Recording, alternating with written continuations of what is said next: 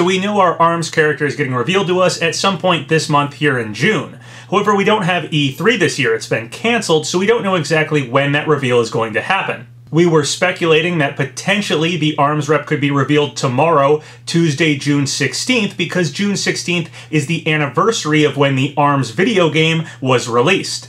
However, it's now the night before the 16th, and we haven't had anything announced. The direct we had that revealed that an ARMS character would be our first rep in this second Fighters Pass happened back in March, and it was shadow dropped on us. It was a Nintendo Direct Mini back on the 26th of March. A Nintendo Direct Mini happened, but we had no announcement prior to it happening. So we call this a shadow drop when this happens. When a piece of information happens without us having any prior warning of it, that's what we call a shadow drop. And that's what happened with this Nintendo Direct Mini back in March.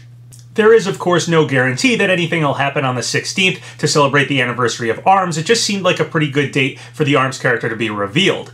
And we haven't had anything announced yet, and we're only a day away. So it feels like either a shadow drop will have to happen, or the 16th isn't going to be anything significant for this ARMS character. I assume the ARMS character will be shown off in a Sakurai Presents format the same way all the other characters were, and none of those have been shadow dropped. We've always been told prior in advance that we were going to get one of those, so since we haven't gotten that yet, I'm kind of thinking that we'll probably not get anything tomorrow, but again, it is possible they could shadow drop it.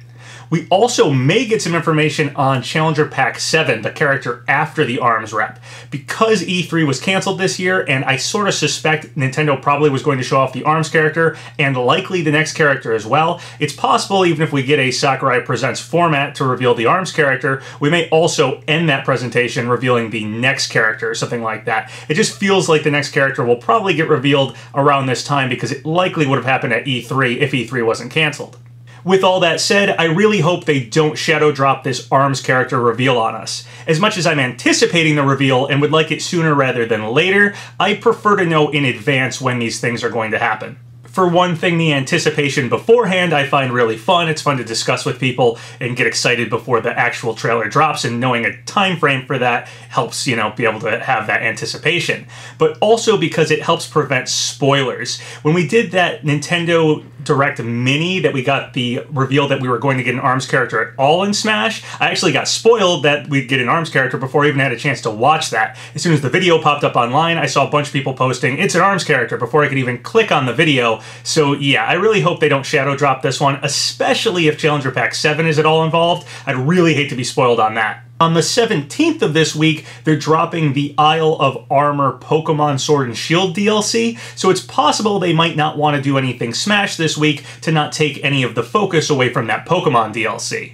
I was speculating that potentially a Pokemon rep could be part of this second Fighters Pass here, and that it might make sense to reveal whoever that Pokemon rep is alongside the Sword and Shield DLC. So it may make sense, say if Challenger Pack 7 was a Pokemon rep, that they would want to announce the Smash character, announce that the next character is going to be a Pokemon rep, and that would all sort of promote that Isle of Armor DLC for Pokemon Sword and Shield. That, of course, is a lot of hypotheticals. There's nothing saying a Pokemon rep's going to happen for the Fighters Pass, and of course, if it did, it doesn't have to coincide with this DLC. And there's a second Pokemon DLC, the Crown Tundra, coming out later this year, so even if we are getting a Pokemon rep and they do want it to promote some of that Pokemon Sword and Shield DLC, it might just promote alongside the Crown Tundra later on, and maybe right now is a better week to just focus on the Isle of Armor DLC itself and not have anything Smash come out, as it would just take away rather than boost it.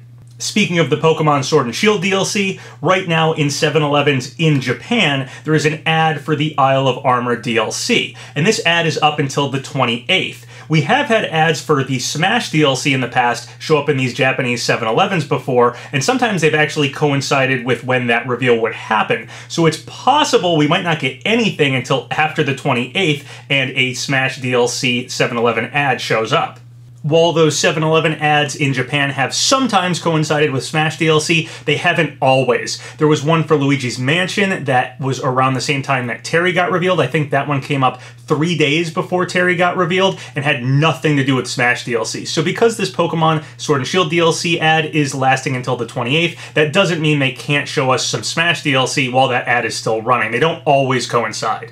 This was back in November of 2019. It was an ad for Luigi's Mansion 3 and Mario and Sonic at the Olympic Games, and it was up until the 17th. This was posted on November 2nd, however, Terry was revealed to us on November 6th. So obviously this had nothing to do with Smash, and we still got Terry released.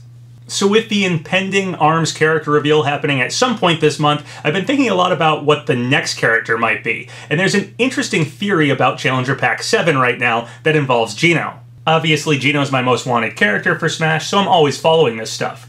Over on Twitter, @TheWolfBunny64 wrote, "Wait a second, Challenger Pack 7, Super Mario RPG Legend of the 7 Stars. That could be the perfect formula for a reveal such as that. I'll have to wait and see." And then I noted not only is it Challenger Pack 7 and Geno's from Mario RPG Legend of the 7 Stars, the fighter is also fighter number 77. This theory is nothing new. I've seen a lot of people mention this before, but I haven't talked about it in one of my videos yet. I do think it is a little strange that Fighter Pass 2 continued to number the Challenger Packs. Instead of starting back over at 1 and, going Challenger Pack 1, 2, 3, 4, 5, 6 in Fighter Pass 2, they continued the Challenger Pack numbers over from the second pass, which is just a little strange to me. And this, of course, makes Challenger Pack 7 line up with fighter number 77 on the official website. So that's a little strange, too. We have a lot of 7 going on for that character. I don't know if Sakurai would care at all about having any of the characters line up in any significant ways with what numbered character they are, or what Challenger Pack number they are, but we have seen Sakurai do something interesting with numbers before. With Byleth's reveal, he talked about counting in binary and doing the 15th Fire Emblem game, Fire Emblem Three Houses, in binary on the thumbnail was sort of a hint. So this one feels like a bit much of a reaching theory here, but hey, I'm a Geno fan, so I wanted to go over it. However, we have seen Sakurai actually take note of numbers in the past for character hints, and it is a little strange that Challenger Pack 7 is lining up with fighter number 77, and Geno, of course, is from a game, Mario RPG Legend of the 7 Stars, where you collect 7 stars throughout the game. So there's a lot of 7 going on there for Geno, so it could fit for him.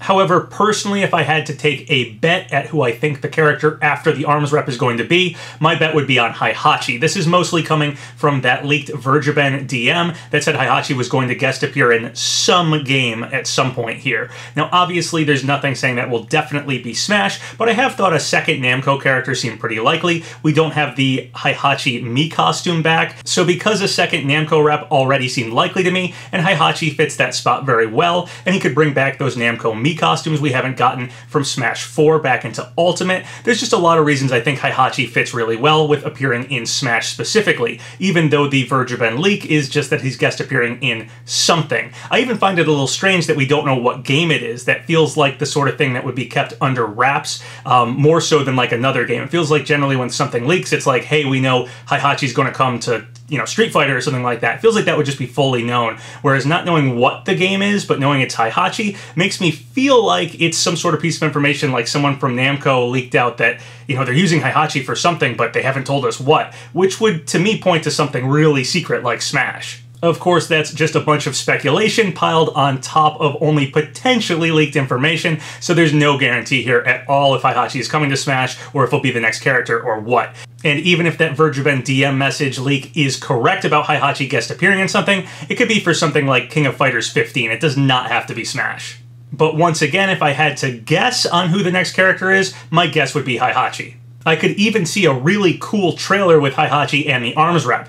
ARMS, of course, is a fighting game series, and so is Tekken, so it'd be cool to reveal them in the same, CGI trailer. Potentially something like a sequel to the Ken and Incineroar trailer that took place on the boxing ring stage, so it'd be really cool to have the ARMS rep show up, beat up Incineroar or something like that, and then at the end of the CGI trailer have Heihachi show up and fight the ARMS rep. That would be a really cool trailer, in my opinion. Similar to the sequel trailer to King K. Rool's reveal we got with Banjo's trailer. Doing a double reveal like that would have made a lot of sense for E3, which of course is cancelled, but potentially the CGI trailer they had in store for it could still be in the works and might still be what we get here. Also, Sakurai has mentioned his budget and how those CGI trailers can be pretty pricey, so having 2 characters double up for one CGI reveal trailer might save a little money and might be something he'd go for. Once again, that's all just speculation. Another character that might fit well with the ARMS character, if you're going to reveal 2 characters alongside each other, might be Rayman, as of course the ARMS character focus is their arms, and Rayman has no limbs.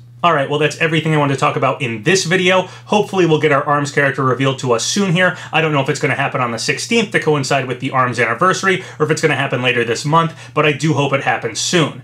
If you guys have any thoughts or comments about any of the stuff I talked about in this video, leave them below.